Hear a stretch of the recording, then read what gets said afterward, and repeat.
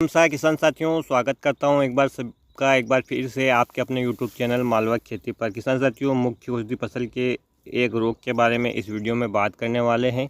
कैसे इसके लक्षण दिख रहे हैं और उसका इलाज क्या हो सकता है, इसके बारे में पूरे डिटेल से जानेंगे, तो आप वीडियो के लास्ट तक ज़रूर बने रहिएगा। साथ ही मेरा आपसे निवेदन है किसान साथियों, जब भी यदि आप कोई स्प्रे करने वाले हैं तो जो दवाइयाँ मैं आपको बता रहा हूँ वो अपने कृषि सलाहकार के अनुसार ही स्प्रे कीजिएगा। मैं आपको केवल मार्गदर्शन कर रहा हूँ। तो किसान साथियों, इस समय आप देख पा रहे हैं कि जो हमारे फसल के जो डोड़े हैं उनके नीचे जो तना है, जहाँ से डोड़ा जुड़ा है, वहाँ उसके थोड़े से नीचे किसान साथियों एक प्रकार से भूरे धब्बे लग रहे हैं, उसमें रिंग जैसा बन रहा है, जैसा कि अल्टरनेरिया जो ब्लाइट यानी यूँ कहें कि अगेती झुलसा रोग में जो लक्षण दिखाई देते हैं वैसे लक्षण दिखाई दे रहे हैं। लेकिन किसान साथियों, उसमें और इसमें फ़र्क इतना है कि यहाँ पर जो धब्बों के बाहर जो पीला घेरा रहता है वो नहीं दिखाई दे रहा है, लेकिन जो बाकी के लक्षण हैं जैसे कि रिंग बनी हुई अंदर की तरफ, वो वैसे ही दिख रही हैं जैसे कि अल्टरनेरिया ब्लाइट में दिखता है। वहीं किसान साथियों, इसके कुछ मिलते जुलते लक्षण जो स्टेम ब्लाइट है उसके भी मिलते जुलते ही हैं, यानी उसमें भी किसान साथियों इस प्रकार से जो रिंग है वो बनती है, एक प्रकार से धब्बा लग जाता है और वहाँ से फिर जो तना है वो सूखने लगता है। तो हम इसे अल्टरनेरिया जो स्टेम रोट या स्टेम रोट के जो लक्षण दिख रहे हैं मिले जुले, ऐसा हम कह सकते हैं।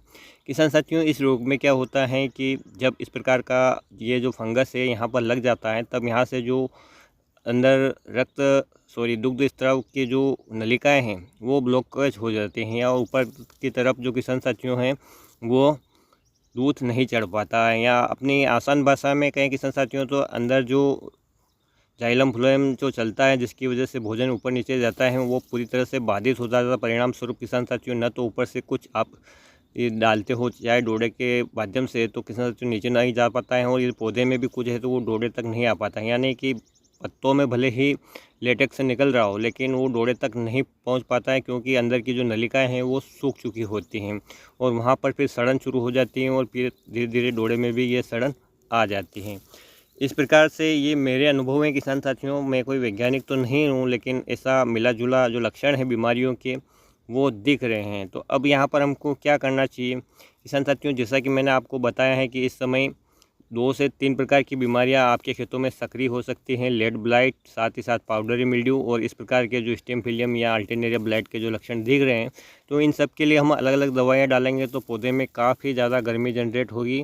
परिणाम स्वरूप किसान साथियों, तापमान पहले से ही बढ़ा हुआ है और हमारी फसलें वो झुलस सकती हैं, उसमें बर्निंग आ सकती हैं। तो एक हमें ऐसा कॉम्बिनेशन लेना है किसान साथियों जिसमें लगभग ये सभी प्रकार के रोग आसानी से कंट्रोल हो जाए। तो किसान साथियों, मैं यहाँ पर आपको 2 दवाइयाँ बता रहा हूँ, लेकिन फिर भी आपसे कहना चाहूँगा कि आप अपने कृषि सलाहकार से अवश्य पूछ लेवें और उसके बाद ही इनका लिमिटेड मात्रा में आप प्रयोग करें। किसान साथियों, इसका स्प्रे आपको शाम के समय करना है, और यदि आपने 3 से 4 दिन पहले तक कोई स्प्रे नहीं किया है तो ही इसको स्प्रे करें, या कोई भी स्प्रे आपने किया है तो 3 से 4 दिन निकल जाने दें, उसके बाद ही स्प्रे करें। यहाँ पर किसान साथियों, हम 2 दवाइयों के बारे में जो बात कर रहे हैं तो इसमें दोनों में एक जोल ग्रुप का फंगीसाइड है और एक स्ट्रोबिन ग्रुप का फंगीसाइड है। जैसे यदि हम पहला विकल्प की बात करें तो किसान साथियों, जो बाज़ार में आपको एमिस्टा टाप के नाम से दवाई मिलती हैं, जिसमें एजोस्ट्रोबिन प्लस टाइफेकनाकोजोल जो जोल ग्रुप का फंगीसाइड है वो आता है, वो यहाँ पर अच्छा रिजल्ट देगा। चूँकि इसमें जोल ग्रुप का जो फंगीसाइड है वो पाउडरी मिल्ड्यू पर भी अच्छा नियंत्रण देता है, तो आपको यहाँ पर पाउडर के लिए अलग से दवाई डालने की ज़रूरत नहीं है। यदि हम दूसरे विकल्प की बात करें किसान साथियों, तो ये है टेबुकोनाजोल प्लस ट्राइफ्लॉक्सट्रोबिन, जो कि बाज़ार में आपको बायर कंपनी के नेटिवो में मिलता है और दूसरी कंपनी का आपको दूसरे नाम से बाज़ार में मिल जाएगा।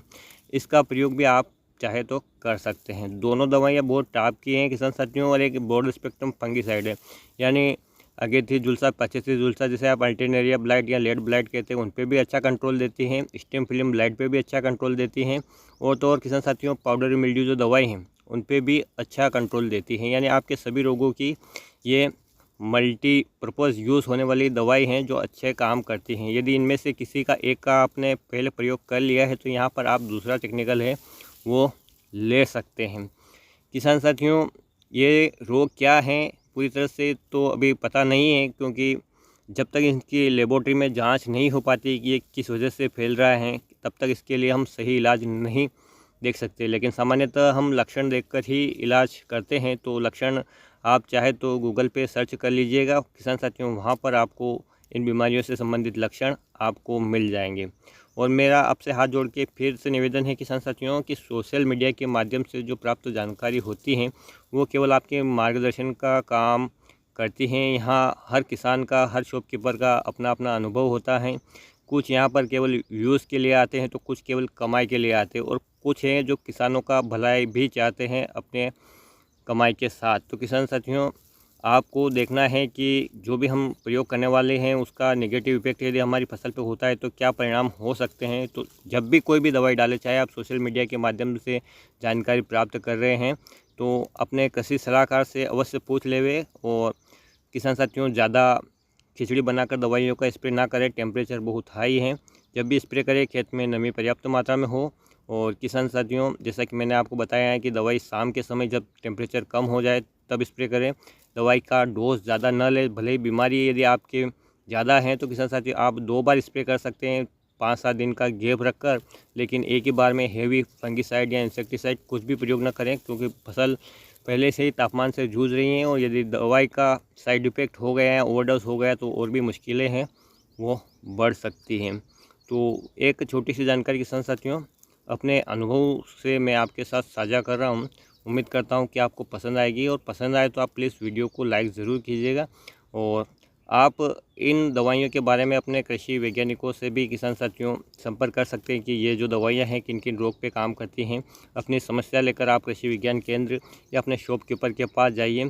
केवल और केवल सोशल मीडिया के माध्यम से अनाप शनाप कुछ भी स्प्रे ऊपर स्प्रे किसान साथियों अपनी इस नाजुक फसल पर ना करें, अन्यथा नुकसान हो सकता है। तो आज के वीडियो में इतनी जानकारी, फिर मिलेंगे नए वीडियो में नई जानकारी के साथ। तब तक किसान साथियों ख्याल रखिएगा आप अपना, अपने परिवार का, अपने पशुधन का और अपनी फसलों का। वीडियो देखने के लिए आपका बहुत बहुत धन्यवाद। जय हिंद, जय जवान, जय किसान।